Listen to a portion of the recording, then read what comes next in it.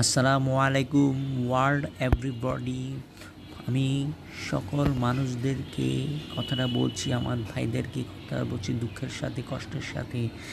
এই যে চাঁদাবাজরা ডাকাতরা মানুষকে ফাত্তর মেরে হত্যা করলো বা ছুরি দিয়ে খুন করলো কেন? এটা কি আপনাদের পাপের টাকা?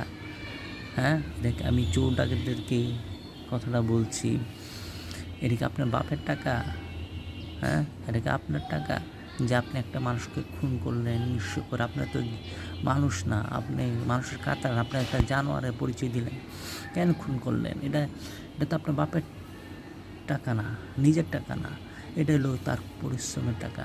আপনি একবার পরিশ্রম করে দেখুন যে টাকা উপার্জন কত কত কষ্ট লাগে, কত কষ্ট হয়, ঘাম ঝরে। আপনি একবার নিজের টাকা উপার্জন করে দেখুন না। আর দ্বিতীয় কথা হলো জাহান্নামের ভয় নাই, আল্লাহর ভয় নাই। জাহান্নামের ভয় নাই, আল্লাহর ভয় নাই। ধন্যবাদ সবাইকে।